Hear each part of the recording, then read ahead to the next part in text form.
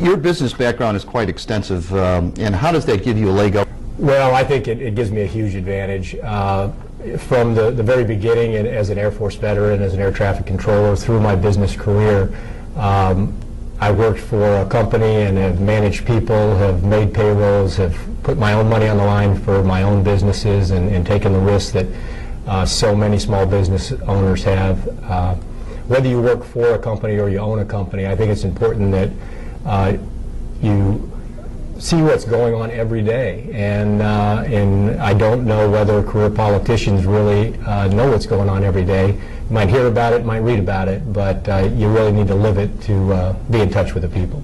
You know, you're like I don't know how to say this, but you're like the outside guy compared to the inside guy. Now, the difference between, from what I read about both of you, is that you do have an extensive business career. I mean, we're not just talking a small business like a mom and pop shop. We're talking about a multi-million-dollar business that you build up from nothing and put together. It's to prove to people that this can be done right, that we can have honesty, we can have integrity, that the people can be proud of their government leaders. There just isn't enough of that. And when I got asked to run, I weighed all those factors. And I think we can get it done. Your family weighed the same? Absolutely. First person I checked with was the boss at home, and she is squarely behind me. And we have a wonderful family. My wife's an attorney in town, Victoria. I've got 3 kids. I'm a new grandfather. My mother-in-law lives with us at home, and I checked with her as well. And all the friends and family. And to be honest with you, it's a wonderful experience. While we're on the subjects of jobs, your stand, like we were just talking about, on public jobs seems to differ. How so? Explain that. I mean, well, you did in a kind of a roundabout way, but specifically, how do you guys are so opposite? Well, I believe that if you make Will County the most desirable place to do business, then you have a choice of what businesses that come. I remember back in the 90s when I came here, unfortunately the city of Joliet was going through some tough times. I think that if you have different models to look at. You can look at corporate headquarters, Fortune 500 companies. As I told you, I'm a new grandfather, and when I sent my kids to college, I wanted them to come home. Unfortunately, the jobs that they wanted weren't here. We need to attract businesses that attract our children to come home. We need to attract businesses that attract professionals. And we need to attract these businesses so that our union construction workers have work. And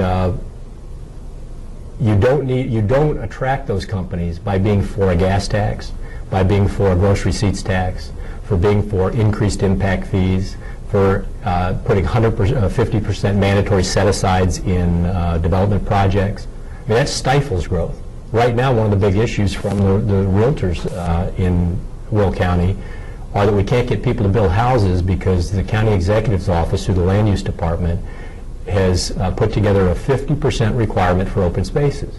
Now, I understand that we need to protect open spaces, but that's a very difficult situation. At the same time, I talked to the county board members and asked them if they would abate a brand new impact fee, which is on top of the existing impact fees for new development, both commercial and residential. Absolutely stifle growth in Will County. The last thing we need to do is stifle growth in Will County right now. We need our people back to work. I don't know if you saw the unemployment results that just came out yesterday or not, but we have right now 6.8% unemployment rate in Illinois. It's the highest, it's higher than in the United States, and it's the highest rate in Illinois since 1993.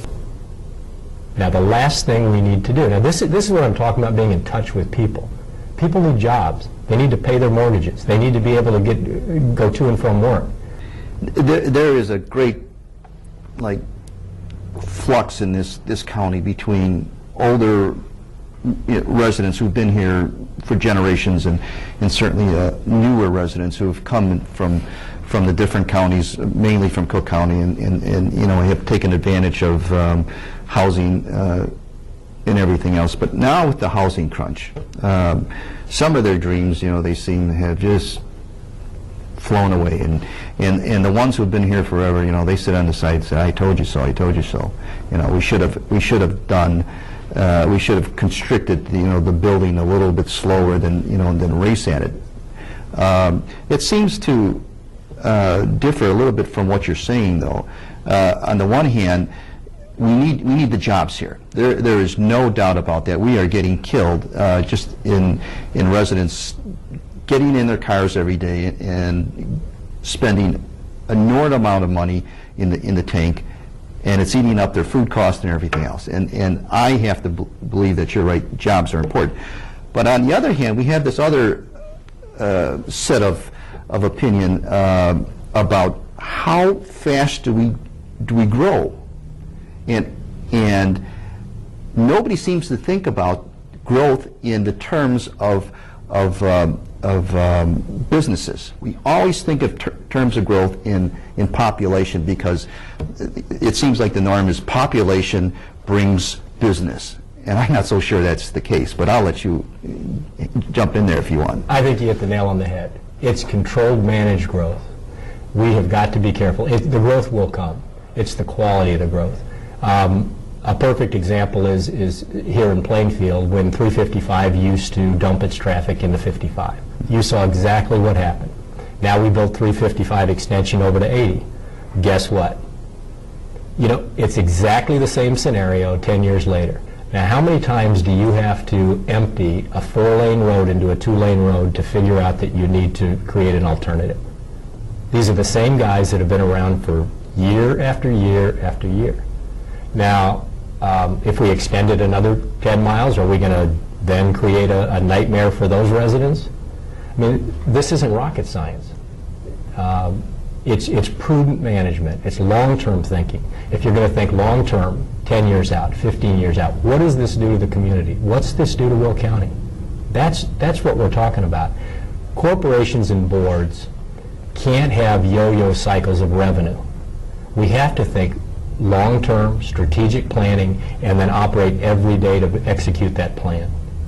And that plan, it has to be not just a county initiative, it has to be, or would you agree, it has to be in concert with our local municipalities? Absolutely. And that's why I reached out to the mayors and city managers. They have to be a part of this. There's too much that depends on each other. There's too much interworking.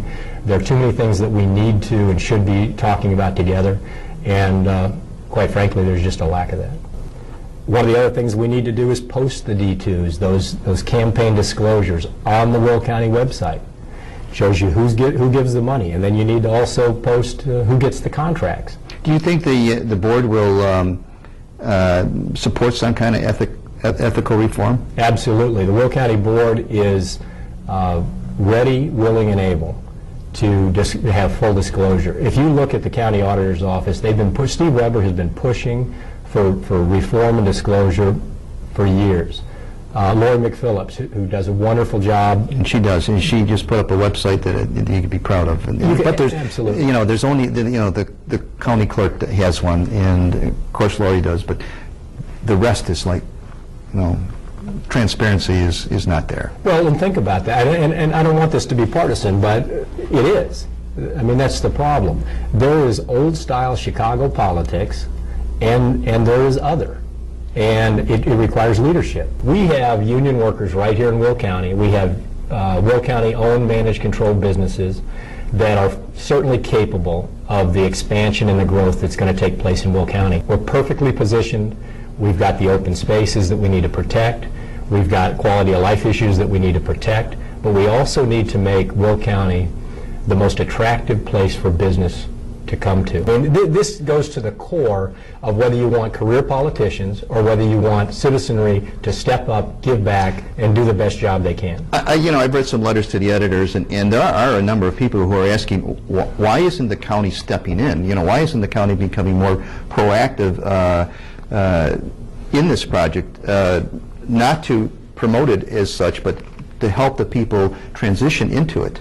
I'll tell you, here's my opinion. When I first started looking into running, the first thing I did after I spoke with my family was I went around and talked to all the municipalities, and by that I mean the mayors and the city managers.